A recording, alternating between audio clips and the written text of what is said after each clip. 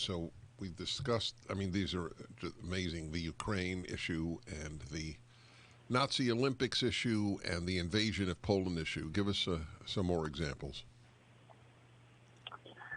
Well, the book takes us right through the 20th century. A big one for me personally is the Holocaust, which obviously the reporting was, or the non-reporting, I should say, was concurrent with their World War II debacle. But the Times from New York chose effectively to, quote unquote, bury the Holocaust. They did not cover it. They acted as if it wasn't happening. And if you were reading their newspaper day by day, when reports were coming out of the deaths of 700,000 Jews, 1 million Jews, I mean, we're talking about an epic story, a story once in a generation, or even bigger than that, and they just were silent. And again, it kind of boggles the mind. This is a news-gathering organization. Their mission in life is to bring people the fact, and this is a fact of all facts. People were being slaughtered en masse in Europe by a so-called civilized nation. And that, to me, was really the height of it, because that's more than failure, or more than even malfeasance. That's something of on a tragic level. And diving into it, again, the question I kept bumping up against was, how could such a thing happen? How? And the answer there was a very disturbing answer, and it touches on everything that I think we've learned about false media narratives and why they happen, why they go wrong. And in this case, it was because there's a dynastic family in control of the New York Times, no checks and balances on them. They own the company, they are the publisher, they appoint the editors, they can do whatever they want, and they did.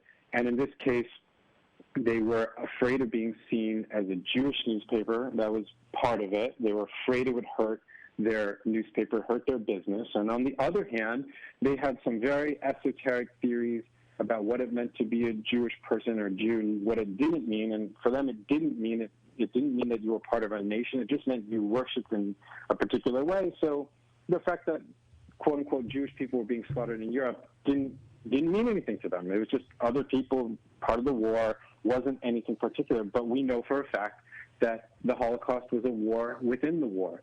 It was fought. Hitler had been on record saying, if nothing else happens, so long as he destroys the Jewish people, he will have succeeded. And the Times completely just chose to ignore that for both ideological reasons and for interest-related reasons of power, money, and prestige. How did the New York Times, given its record of lying, how did it become known as the paper of record? Up until that point, the paper had been a very well-respected and quote-unquote gray. I mean, that's where the name The Gray Lady comes from, is that the reporting was pretty down the line. The founder of the dynasty I was just talking about was a German-Jewish immigrant to America. He loved America and appreciated all that it had done for him. His name was Adolf Fox. And he decided that he would report the news without fear or favor. That's his famous proclamation. He wrote it in the New York Times as a business announcement. And he kept to his word. For as long as he was there at the helm, they reported things in a very gray manner. They brought the facts. They tried to keep things pretty sedate. But this is the nature of a dynasty, is that the founder might have great intentions and good ideals and good values, but what happens with a dynasty, and with something we see over and over in politics and media and business, is that the rest of the dynasty down the line are more interested in maintaining or growing their wealth and their power and their prestige than they are in fulfilling the original ideals of the founder. And that's exactly what's happened at the Times. And these are individuals, they're people.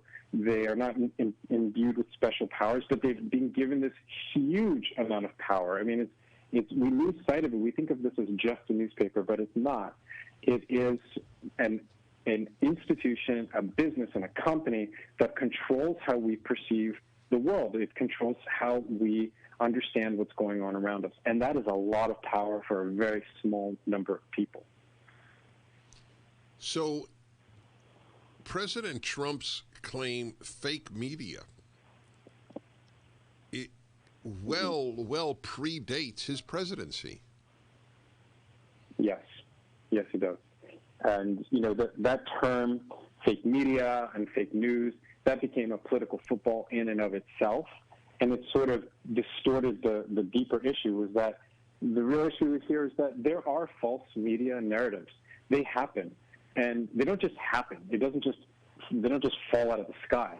It's somebody is making a decision. Somebody is deciding that we are going to do this in a coordinated and deliberate and concerted way, because you can publish a story about something that's false and most people won't notice it, and those that do, half of them won't believe it anyways.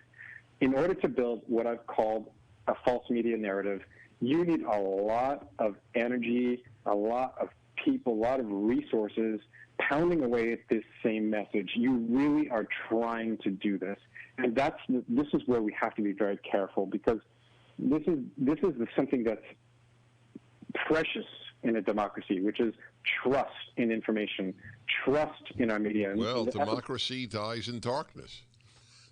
The motto of the Washington Post. I want to ask you about Vietnam and the coverage there when we come back. Ashley Rindsberg, The Gray Lady Winked, up at DennisPrager.com.